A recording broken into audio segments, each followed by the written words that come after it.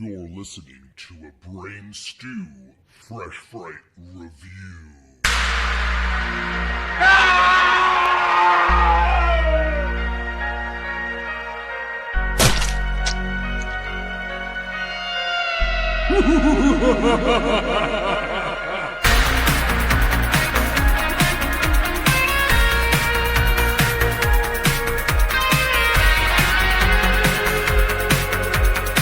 What's up, creeps? Welcome to another brand new Epic Film Guys Fresh Fright review. I'm Justin.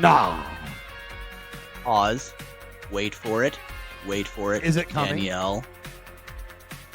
I'm Jeremy. I'm Be Ready. She's gonna beat your ass. And this week on the show, the Hartnett Renaissance. It's a trap. Here. It's happening. We're there. The amazing, the legendary, the iconic Josh Hartnett. You remember the haircut. You remember the bangs.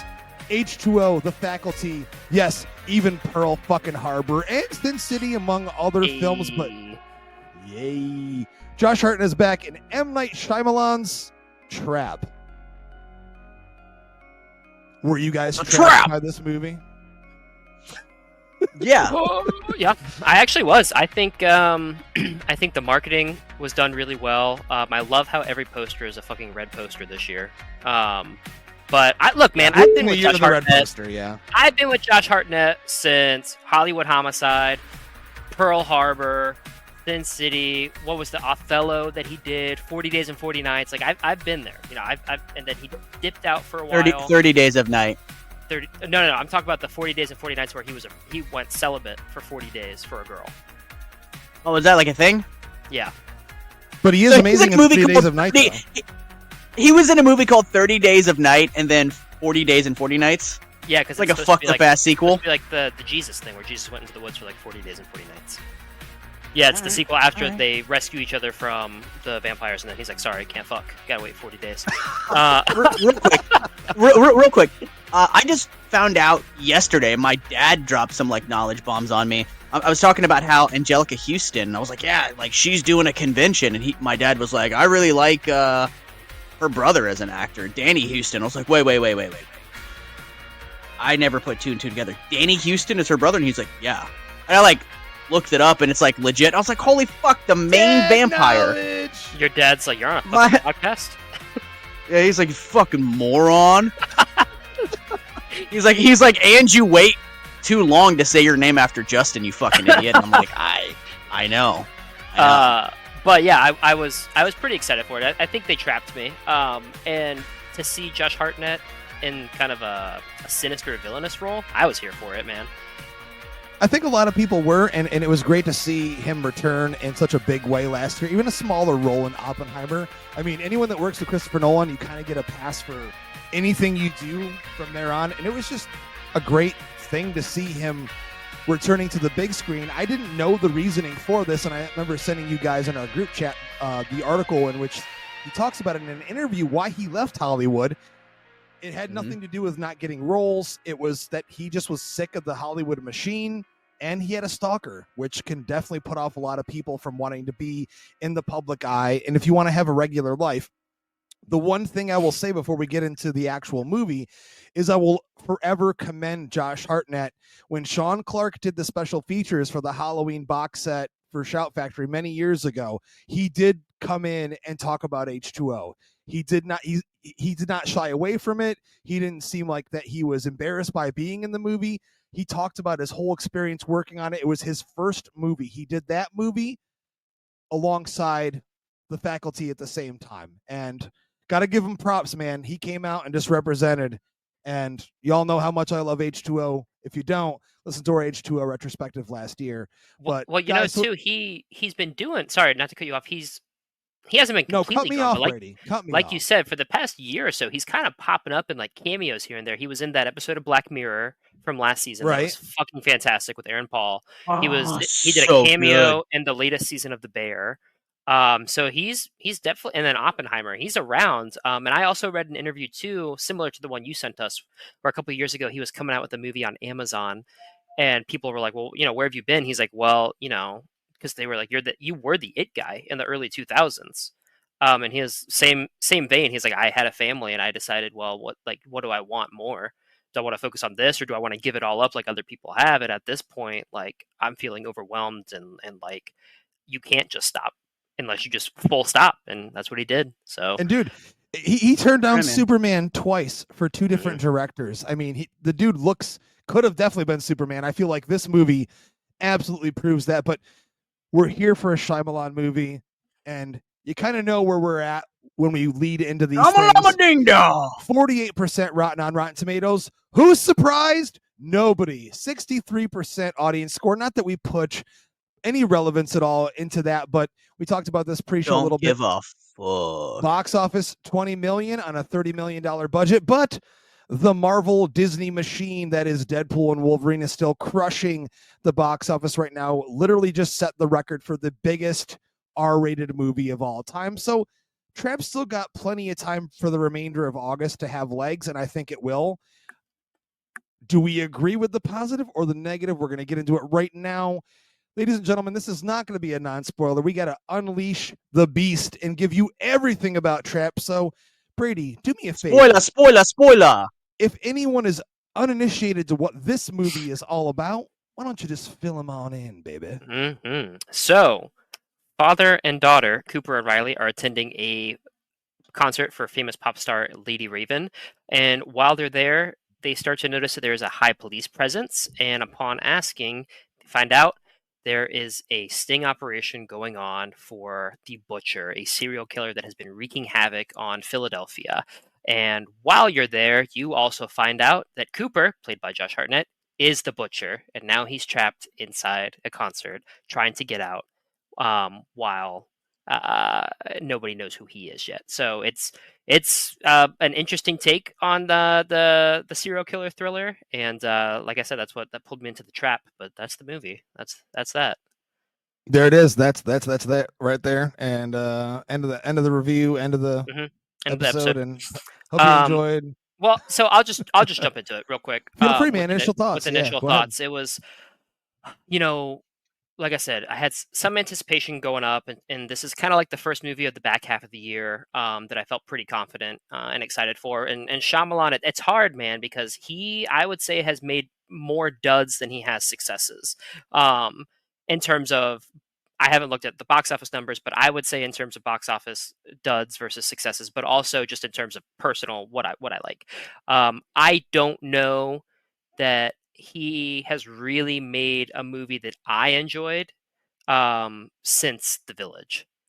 That I have gotten through and been like, oh man, like this is good. Like there are parts of of movies like Split. I liked that decently enough, but it didn't wow me, And then Glass, it was like, ugh. And Glass, man, Jesus. Cabin in the Woods, Justin and I reviewed that last year, and the same thing. It kind Knock of was on like, the Cabin. Yeah, it was like, is this really what I want? Sorry, Knock at the Cabin. But this one, I was like, you know what? I'm still going to give it a shot. He's still out there making movies. Like, obviously, he's making movies for a reason. So let's try it. And then leaving the theater, man, I liked this movie a little more than I thought I would. Like, there are some things coming out of it where I felt embarrassed because I was like, should I be liking this right now? Should I be enjoying this movie as much as I am? And I felt like I was going to get called out. I felt like I was the serial killer in the theater. Like people are like, we're showing him this movie to trap him. And as soon as he gets up and claps, we're going to get him. But I left the theater and I looked at Faye and I was like, okay, like I'm not the only one who liked that movie, right? And she was like, no, I really liked it too. And I was like, perfect. So that's how I left the theater. Yeah. Little ghosty, little J there, boy. Little Ghosty J. This track's atomic. We'll call it Oppenheimer. Little Ghosty J is honestly quite the fucking rhymer. Yeah, man. Yeah, I feel bad for Shyamalan because, very much like Wes Craven and John Carpenter, this dude cut his teeth on some really, really great original films at the very start of his career, and he became the trick guy, right? Oh, his sole job is to trick the audience, right? Like here's a smart movie, smart premise, and I'm gonna throw a twist in that you did not see coming, and I'm gonna fucking trick you. And unfortunately, like that is what studios are willing to give him money for, right? Like Wes Craven wanted to make a goddamn film about music of the heart, right? Who was that? Meryl Streep, right? Yep, Meryl Streep's in it. Yeah. Yep. So like, dude, the studio literally was like, would not greenlight that movie for him unless he made another Scream movie. Like it was like, if you do this Scream movie, we'll give you your music movie. And he was like, okay. And that's Shyamalan, man. Like he's stuck. Does he enjoy what he's making? I'm sure he does. But also, like, I don't know that these studios would be willing to greenlight other types of movies for him because, like, that's kind of the name that he's made for himself. This one, I like that there wasn't really that aha trick moment to it, honestly. Like, there is a reveal, but it's not like one of those things where it's like, oh, I fucking tricked you. I really enjoyed watching Josh Hartnett in his role, like in him becoming more and more unhinged the closer and closer, the walls were closing in on him, right? One of the things that I love the most about this movie was motherfucking Haley Mills. Mm-hmm. Oh my God! Who cast her? I didn't even know she was in the movie. Dude, say who cast her? Someone is a fucking genius. They're like, hey, remember that movie Parent Trap from back in the day? Back in the Disney, where she plays two different versions of two different characters. That was what? That was the 50s, the 60s when that one came out? 60s Disney. Yeah, dude. So someone was like, we're making a movie called Trap. What if we cast Good Morning Miss Bliss, OG Saved by the Bell, Haley Mills from Parent Trap in Trap?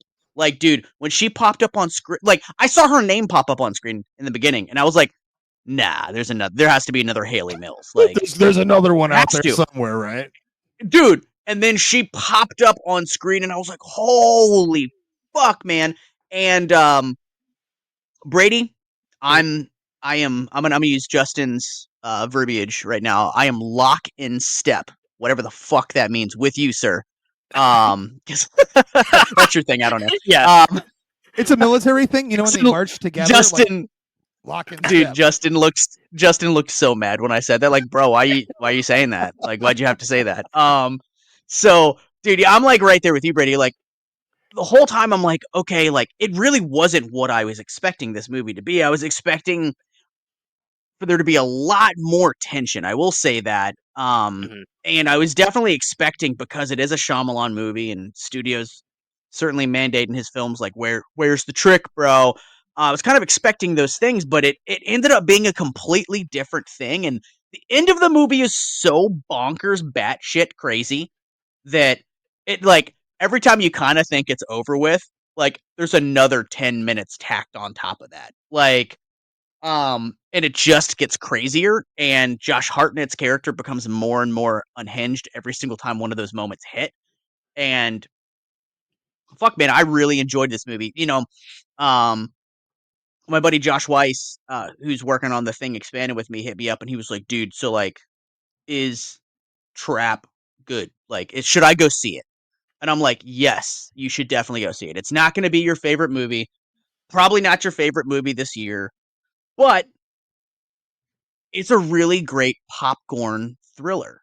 Like, it's just a shit ton of fun. You turn your brain off. Fuck, I was entertained beginning through end. And I know that, like basically I'm giving my final thoughts, like, right now. But, like, I really, man, I don't know, man.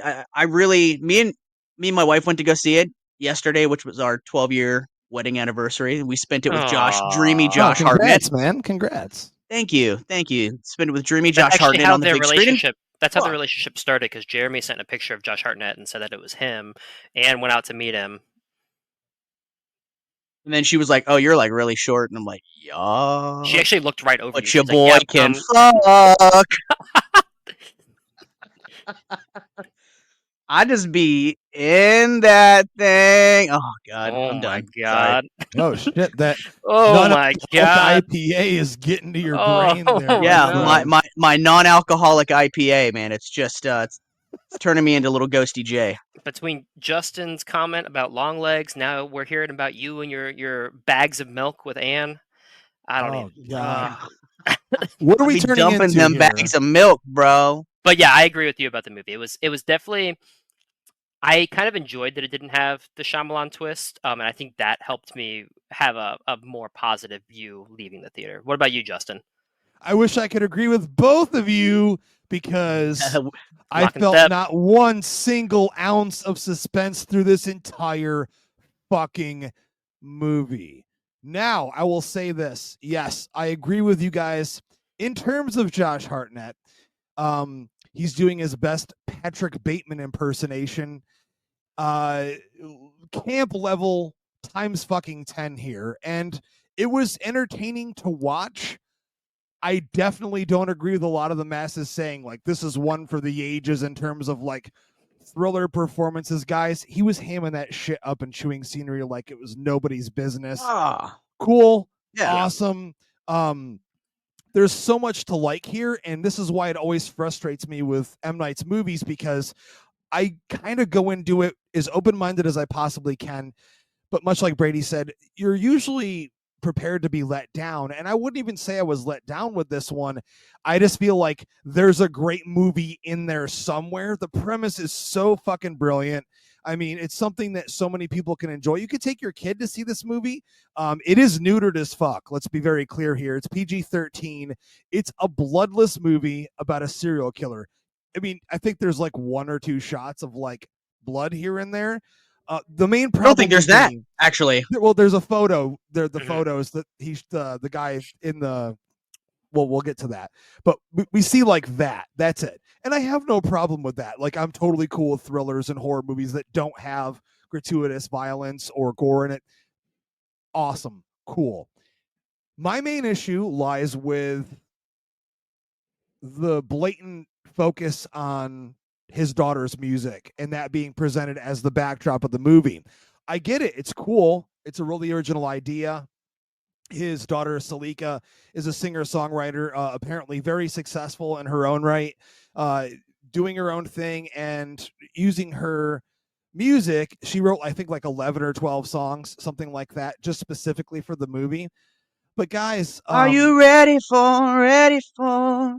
it just, to me at least, every single time the camera moved from Cooper to the stage and it stayed on the stage for longer than 2 minutes, I started to look at my watch like, this is a concert movie with songs no one knows because they're written for the movie.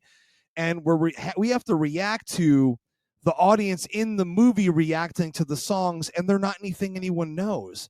So it's not like a Purple Rain or something along those lines, which they were obviously inspired by, where it's like shit you would know leading up to the movie. I'm not sure. I didn't look, guys, if there was like a companion album to the film or not, like they used to do. I would be shocked if they did that. But that element of the movie stopped dead in its fucking tracks anytime I felt any bit of suspense. But I understand the purpose of it. It would give the opportunity for him to leave and go on in his journey and trying to find an exit out of the building. There's a lot of convoluted shit that happens in this movie just to make this work. And I mean, outside of his performance and some beautiful, and I mean absolutely beautiful camera, definitely did not enjoy this movie to near the level either of you did. If anything, I walked out of the theater so frustrated saying like, this might be the most frustrating. Not because it's his worst movie or even near that, because I see that there was a great movie that could have happened had a lot of his typical bullshit not been in the way. Yeah, you guys don't know that this is like inspired by a real story, right?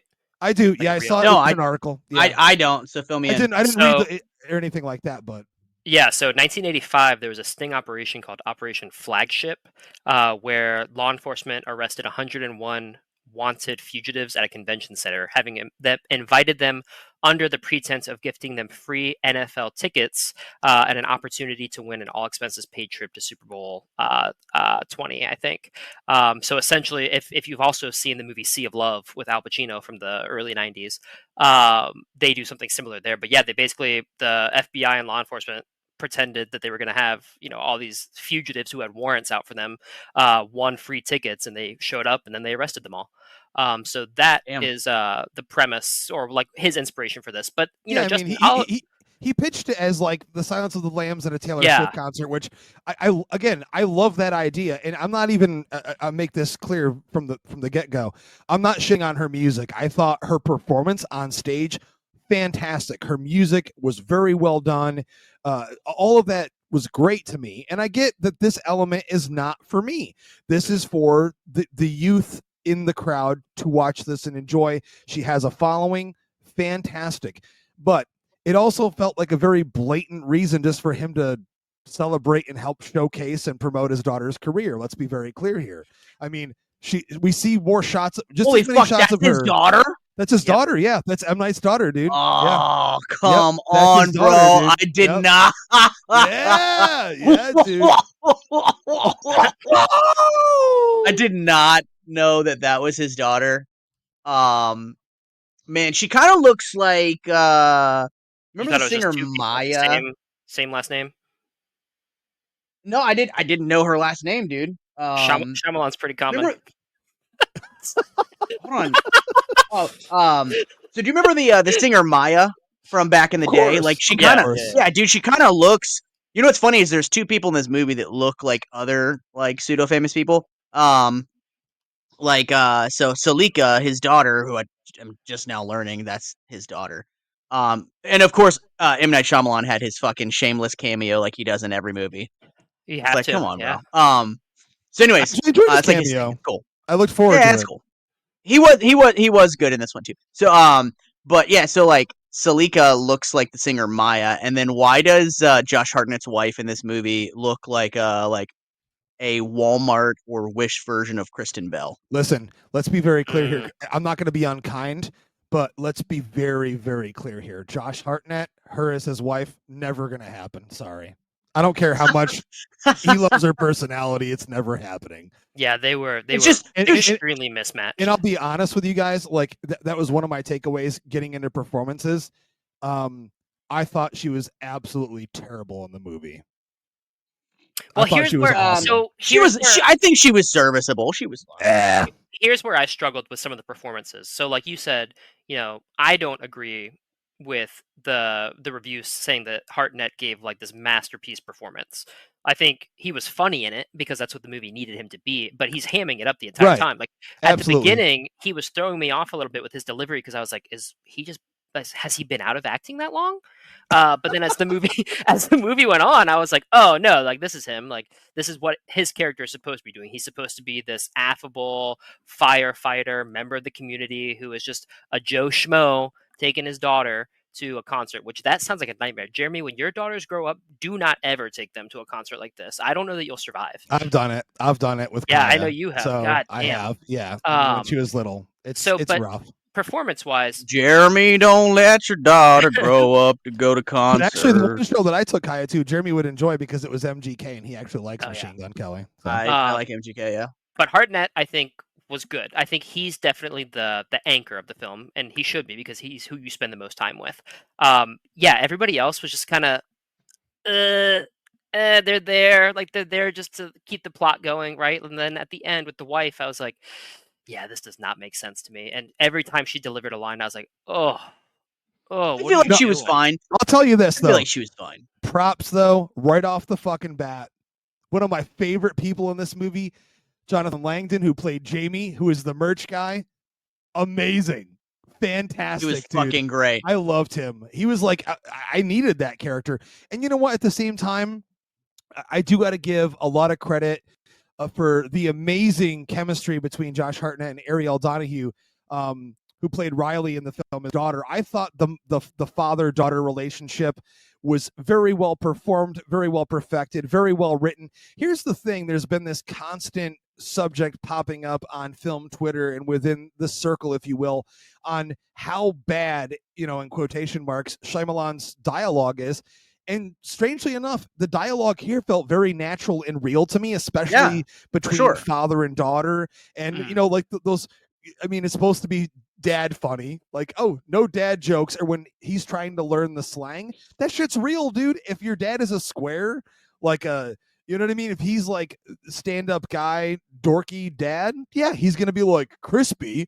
What if I say I'm extra fried or whatever the fuck he said it was? And it was that shit that dads will absolutely say to their tween daughters. I think she's supposed to be a tween, right? She's not a teenager. She's 12. Yet. Yeah. 12, yeah. So there it is right there. So that fits right in.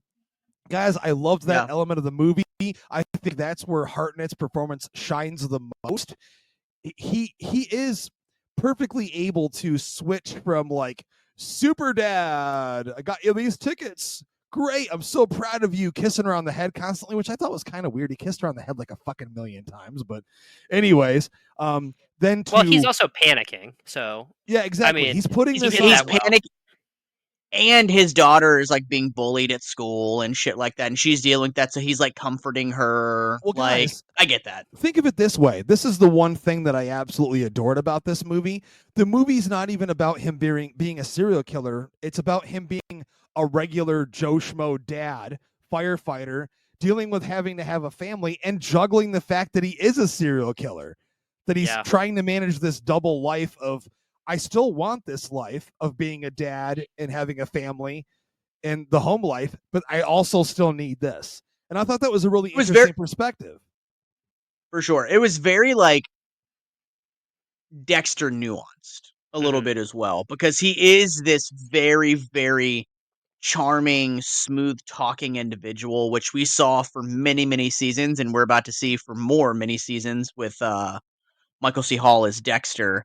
In this movie, like, I'm not even upset that we're watching a serial killer movie and like literally we don't see the serial killer kill anyone on screen. I kinda wanted a little bit more of that, man. I won't lie to you.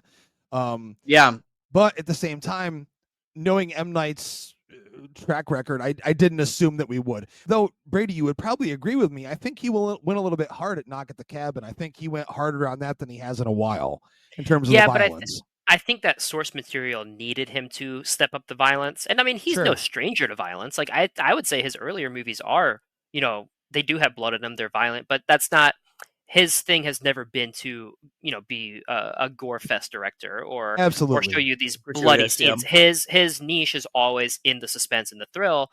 And, I didn't get the same thrill and suspense from this one as, his better movies, but there were still moments, especially the first act, as things are like ratcheting up. I was like, man, like, how is he going to get out of this? And sure, a lot of the plot holes are implausible. Like, sure, this is happening to happen, but the writing with it, making that tongue in cheek, very, like, everybody in the theater around us was like, oh, of course. And like Josh Hartnett is making that same face at the same time. So I think that helps it, that it didn't take itself too seriously. But on the other hand, I do think, like you said, there's a better movie in there. There's that if he had taken the time, he could have made a more serious movie with some funny parts. I mean, here's the most implausible thing to me. And again, like you said, Brady, you told the story, like it's based on real shit, which I totally believe that it is. But the most implausible part about this is that in 2024, that any fucking person would stay in a concert when you see SWAT guys surrounding the building with machine guns or pulling random people out of the fucking audience and then dragging them away. But at that point, you've already been surrounded. So the SWAT team didn't show up until pretty much. I'm sure they had. You could get into specific stuff. They had a people counter there, but the SWAT team doesn't show up until the majority of people are already inside. Inside, yes, and that was something that Danielle brought up to me. She's like, "Well, why did he go into the building?" I said, "Well, because they weren't out there yet. If he had seen them out there, he wouldn't have gone into the concert." My point is, no one's paying attention to it though. They're just like walking around, like, dude. I've been to a million concerts. Dudes with SWAT gear and machine guns don't stand outside concerts. Okay. No. And they're surrounding. I can guarantee if it was a Taylor Swift concert, nobody's leaving. They're gonna be like, I don't care what that's about. I'm here to see All Taylor right. Swift. Good argument, though. Good argument. Those motherfucking Swifties are hardcore. Actually, I think they're probably more hardcore than any hardcore metal fan out there. They take a 100%. bullet for that shit. Like I don't know. just They're have up to there hear with that one song. Metallica. Yeah. Yeah. But I get what you're saying. Like, but the movie's full of things like that where it's like, okay, well, they're gonna get backstage because he's gonna lie about his daughter having leukemia. And Which, it's like did you things guys just see that happen coming? to add Did you up. see that coming though? Both of you guys, did you see that? Yeah, coming? for sure. Yeah. I knew something was gonna happen, that he was gonna manufacture them getting backstage, but I wasn't sure what he was gonna do. I definitely wanted to see him roll under that lift that came up and just like disappear down there. Like when that made me laugh. That when he's like, "Don't you want to go down there and explore?" If he's like, "Don't you want to see what's down there? There's got to be some cool stuff down there." And then like it'd be so amazing if it just opened and he's like, "Bye, bitch." And then, Rolled. Riley's like, "Why would I want to go down there?" She's like, "Dad, you're being weird." He's like, I just wanted to make sure you have a good time if you want to go down there." What that's some, and I love her reactions to him in the movie. That's why I think their chemistry is so perfect and their performances together. That's what really carries the movie along so well. It's not just Hartnett. I mean, give him a lot of credit, sure, but she matches him perfectly. I don't think anyone else matches him in the rest of the movie the same way that she does. So those moments, as much as I disliked so much of the concert stuff, I get why it's at the why it's so important to the movie and why he made that as showcase. Yeah, I agree. And also, I think only outside of Ariel Donahue, I think, like you were saying, Jonathan Landon is the standout for me. Who's not, the main character as Jamie, the clerk or the vendor. Man, he was so fucking funny. The moment where, he's such a nice guy and he calls, Cooper like dad of the year or whatever, says he'll hook him up with a shirt. Great stuff, man. And then he meets him back there. They go, he steals his employee tag so he can start navigating his way around the arena, like figuring his way out. The box cutter, I knew wasn't going to do it, but I wanted to see him do it because I definitely felt I wanted to see at least one thing to show how dangerous he was. Not just photos on someone's phone, which when he shows Cooper, like trying to tell him about what the shit he's done to people, I needed something to feel that real sense of danger. And we didn't get that until the third act, and I felt like it was a little too late for me. I'm not saying I need to see him kill someone, but it would have been cool to see him take somebody out or do something dangerous in the movie. I mean, up that point, he had pushed Homegirl down the stairs, drunk, which was hilarious. And he was fucking wasted. Brady, that was you last Monday. That was me. I laughed so hard when he pushed that chick down the stairs. Like my loud laugh, that and Ian looked at me and she was like, "Jeremy, Jesus," because I laughed so hard. Well, guys, this is cruel, but let's be clear here. Haven't we all thought about that when we're at like a show, we're out somewhere like, wouldn't it be funny if she just like fell over right now? I mean, drunk people are funny. Seeing them fall over is funny. We've all fallen over. Well, that happened. Sure. That actually happened at Limp Bizkit. Some dude was like wasted, and it was like 100 degrees outside, and he literally like got lightheaded and passed out and hit his head on the railing, and they had to fucking carry him out. Ooh, yeah, that's not good. But I mean, aside from that guy, I mean, that would have been something good in this movie. And then I guess after he meets Jamie is when he puts the oil in the fryer and just burns the shit out of that girl's face. That was a great scene too. Also, here's another unbelievable part of that when he runs up on the roof to inspect it, and the cop's like, "Who are you?" And he just starts like pretending to cry. I was like, okay, if I was that cop and this 45-year-old 6'3" man comes up and is crying about needing a break downstairs, and like, don't tell my boss, and be like, well, maybe I should check your story out a little more. Like, maybe you're being a little too much right now. The scene when he goes into the room where all the SWAT are being briefed and he pretends like he's just an employee, like getting a cup of coffee. Let's be very, very clear about this. That would never happen. He would never walk out with the tag in his pocket and the walkie-talkie with someone not noticing him walking out. If they're in this situation, they're trained to look at every single corner of everything. Now, I will say this, because we don't ever get political on the show. Danielle's argument to me was like, oh yeah, but the whole Trump thing, he just got shot and people saw a guy walk up on a fucking roof with a gun and they did nothing about it and he still got shot. And I go, Touche. You're totally Yeah, right. Accurate. here's the thing with Accurate. here's the thing with that part of the movie that I was like, all right, I could see both sides. If the SWAT team is so laser focused on, hey, like this is our process for how we're doing things, and this guy has passed that protocol essentially to them, like why are you going to pay attention? Like that's not out of the 30,000 people here, this person is somebody that I do not have to check anymore. Which also shows the holes in their structure, but whatever. Absolutely, yeah, because they know as well. You have to expect the unexpected. It could be anyone. So even if they pass the check, it could still be them. But And here's where I really wanted some violence to happen. So after they get out of the concert and Cooper has pretty much taken Lady Raven hostage, but she's playing the game with him now, where she's like, "All right, you're gonna make me go to your house. I'm gonna figure out your address. I'm gonna get in there. I'm gonna try to buy some time, call the cops." And she takes his phone into the bathroom, right? And she's like going on TikTok to ask her fans to help. And Josh Hartnett's banging on that door. I wanted him to open that door and the family be dead.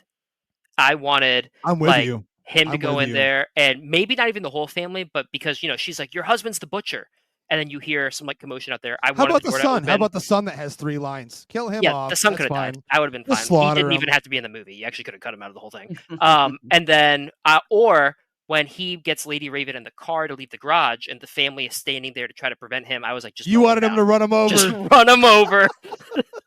I was like, let's go for the gusto. Come on. It would have been. It would have been so funny. She's like, Dad. He's like, or much like you said, Brady, maybe not run over the entire family, because obviously we know the ending requires 1 or 2 of those characters to still be alive. But yeah, run over the son. He's cannon fodder anyway. No one gives a shit. You guys are out for blood with this kid. Yeah, well, I mean, I like to see kids get strangled. I like to see kids get decapitated. I mean, he wouldn't even have had to kill the family. Just clip them with the car. Be like, all right, I'll show you. You're gonna stop 2 tons of steel right now. Mommy, I broke my arm. Daddy hit me with the car. That's fine. Cool. Awesome. But like you said, it was definitely void of much violence. But you guys want to talk about the twist, not twist now? Feel free, Jeremy. Lead us in, guys. You brought it up at the beginning.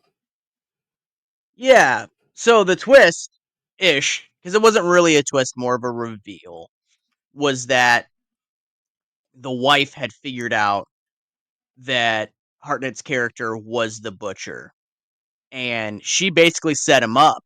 She planted a piece of a concert ticket in a location that he was bringing his victims to, and Anne laughed at this one because she said she called from a payphone, and Anne nudged me. She was like, "What fucking payphone? Those don't, Dude, it's funny. They still exist in some places. I know. This takes place in Philly, so there are still payphones there. Yeah, so she called in an anonymous phone call that here's the one of the butcher's locations, and the police went and they saw a piece of the Lady Raven ticket stub, and so they were like, the serial killer is going to be at the Lady Raven concert. So like the wife set him up. She was fairly certain that he was the killer, and she was correct. Yeah, I was also hoping that when Cooper comes home and they're in the kitchen together, or he's sitting at the table and she's in the kitchen, I was hoping the twist would be that she was in on it too. Dude, that's what I was thinking. I had no idea what it was going to be, and I was just like expecting it was going to possibly be that. Yeah, Faye also said, dude, that would have been great.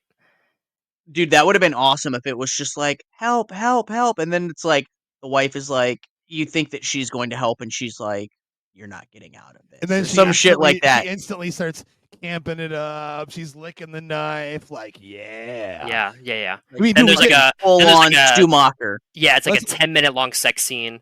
It's just them with listen. I'm not to cut either of you off. No, I'm so sorry. But I'm sure you'll all agree that I need to bring this up. The best thing in this fucking movie, from 3 straight guys on a podcast, Josh Hartnett with his fucking shirt off. Dude, the lack of hair that man has on his body was astounding. Boom. Yep.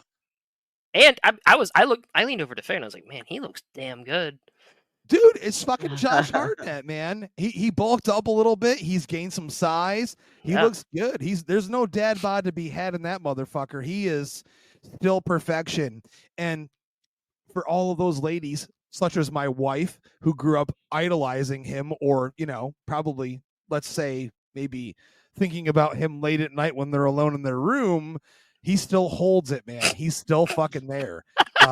I felt it. I'm like, damn, bro. I was like, they gave you a shirtless scene? Of course they fucking did. That man is a tall glass of water. And I am thirsty. Yeah. The one thing, though, I have to mention that Danielle's just like, he's never had a good haircut. His hair still looks like shit. Yeah. And I was like, it's not H2O faculty hair. And she's like, no, but it still looks bad. He could just be one of those guys that, like, no haircut looks good on him. Like, maybe they were like, hey, we're going to give you something new. And they're like, eh. Like, even his, like, 1940s haircut in Pearl Harbor, which is a great movie, by the way. I think that even that didn't do him any favors. Listen, I think you might be the only person in the world that loves that movie. But, guys, tell me this. Jeremy, you especially, because you're very aware of this subject with me and one of my favorite action stars of all time. Because he had that little bit of a mustache. Danielle turns to me and she whispers, which she almost never does during a movie. She's like, he looks like Charles Bronson. I was like, oh my God. He kind of does look like Charles Bronson with the mustache. Huh. Had the stash going on. A little bit. The fluff of the hair. I don't know, man. She was sober too. So, I mean, it's entirely possible. I don't know. Maybe she's fantasizing about Charles Bronson and Josh Hartnett. Right. Alone at night in her room. I also like that the butcher, Josh Hartnett, had visions of his dead mother, like a la Friday the 13th. Mm-hmm. That was kind of fucking rad too, man. Like, dude, it was like we had that whole scene in the car, with Lady Raven. It was like Ginny from Friday 2, like basically her trying to command him as the mom. And I didn't hate this shit at all. I felt like, obviously, you guys, we see the mom pop up in the bathroom in the arena randomly. And I knew immediately it wasn't just a random old lady in the men's bathroom. I was like, oh, this is going to be a thing. It's his mom or somebody that it's going to pop up. And there's an amazing shot at the end of the movie where it's like a wide shot where she's standing in the doorway of the house. It was pretty chilling. I mean, here's the one thing, man. Like I said earlier, the camera work in this movie is fucking beautiful. So many people talk about how flat movies look today. No way, dude. And I can't even begin to try to say the guy's name that shot the movie, Sayambu Mukdipram, from Thailand. Dude, he did Luca's remake of Suspiria. I mean, he's done Call Me By Your Name, a prestigious cinematographer. I mean, this guy has done some great shit visually.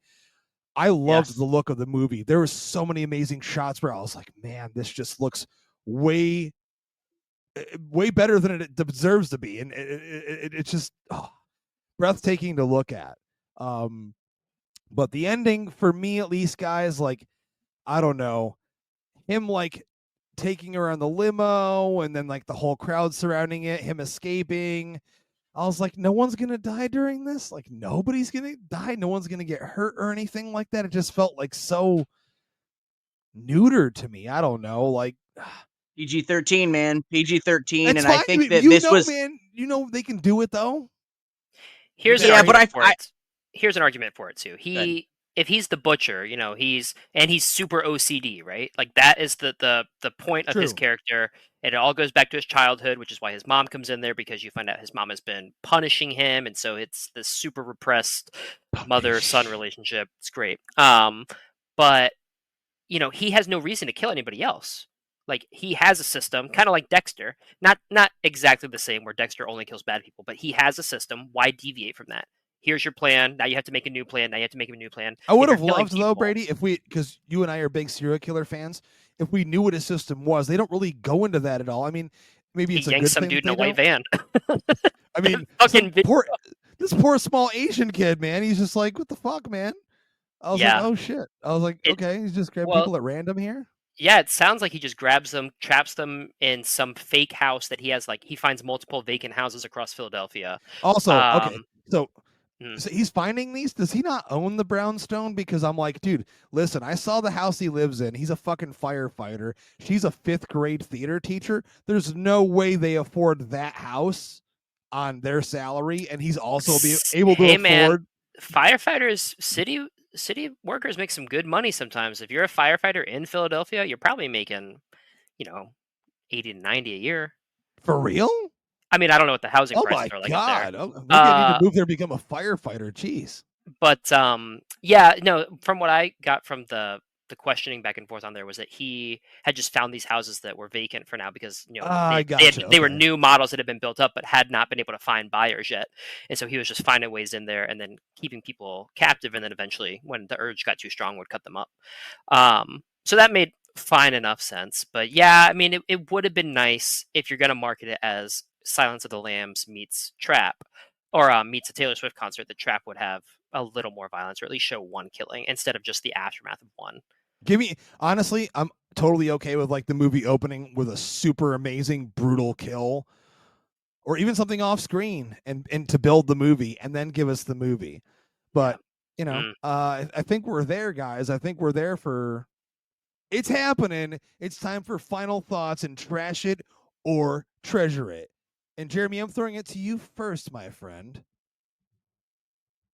I'm gonna treasure it.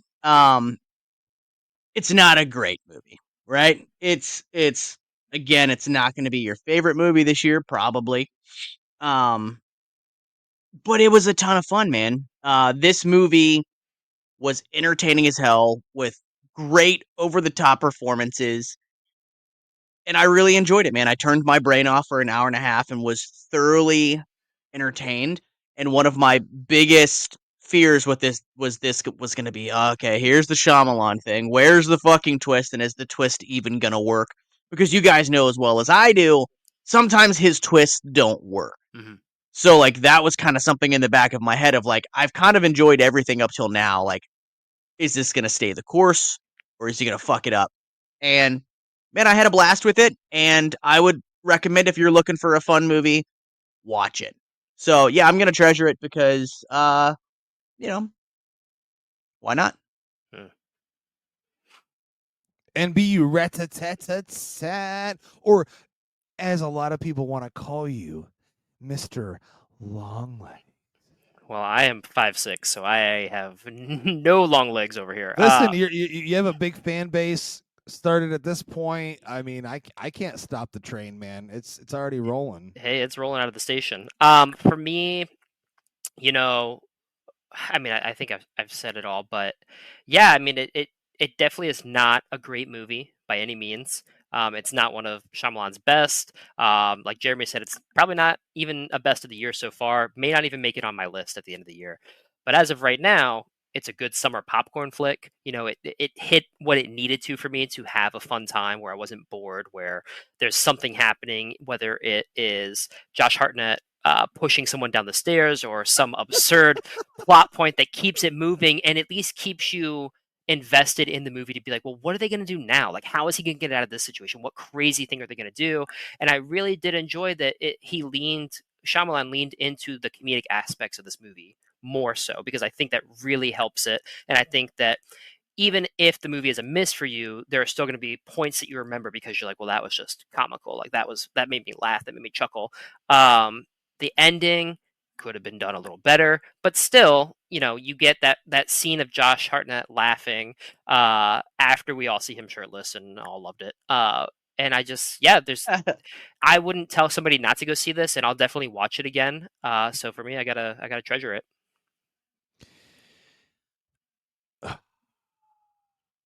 Oh no, Justin, Trash it. what did you think? Oh, sorry. I know. Sorry. We all read your little blurb on the social medias. We knew you were trashing this thing. I still gave props where props are to be had, where the movie succeeded. I just felt frustrated by the whole fucking thing.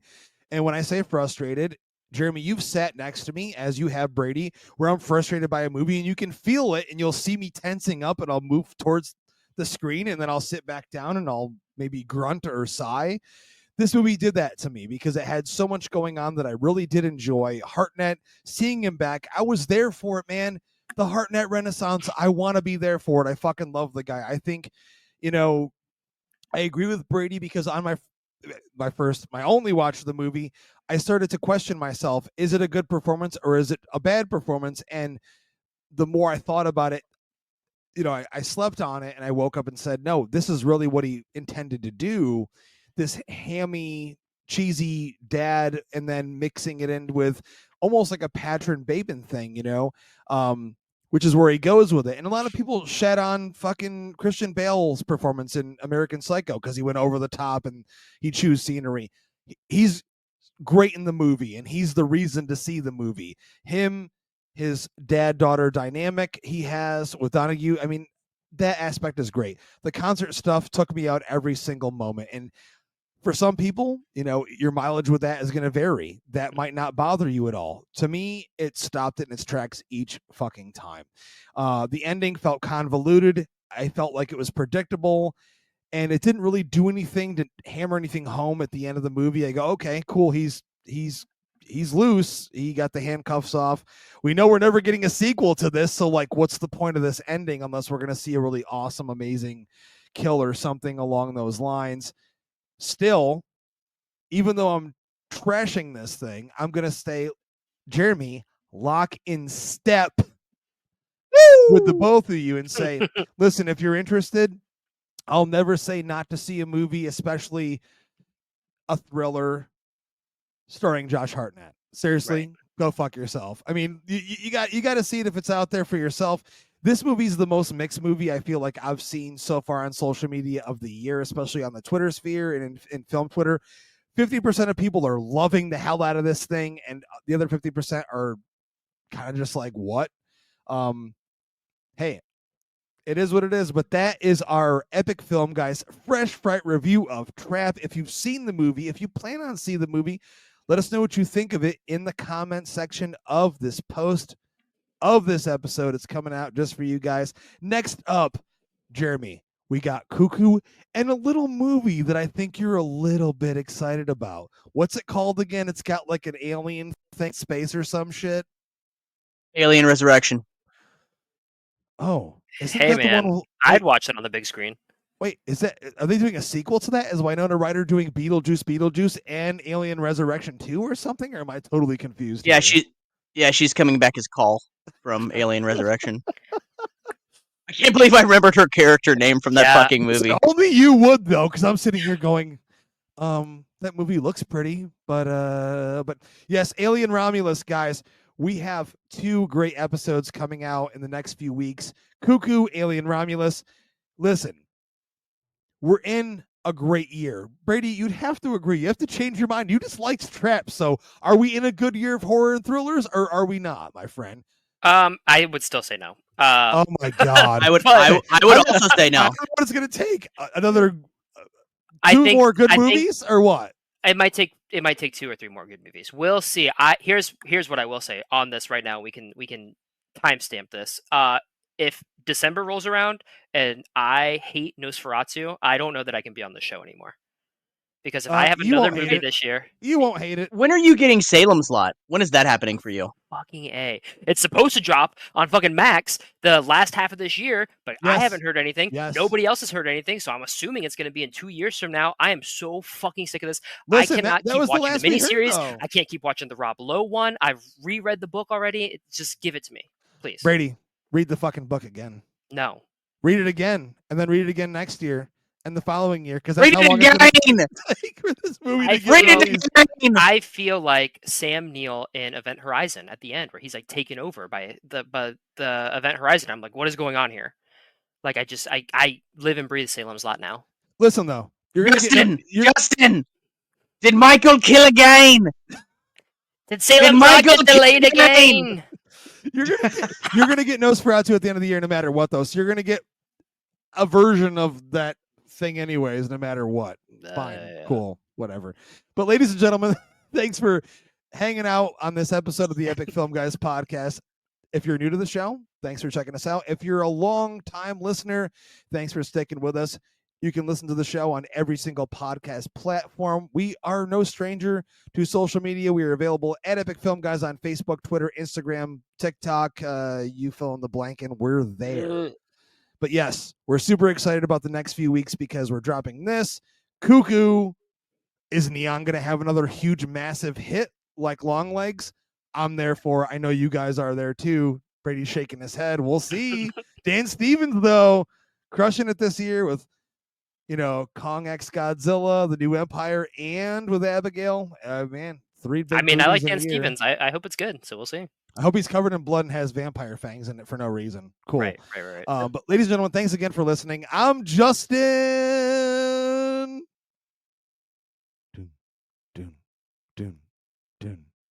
I'm Jeremy. I'm Be Ratty. And as always, we like to ask you to keep it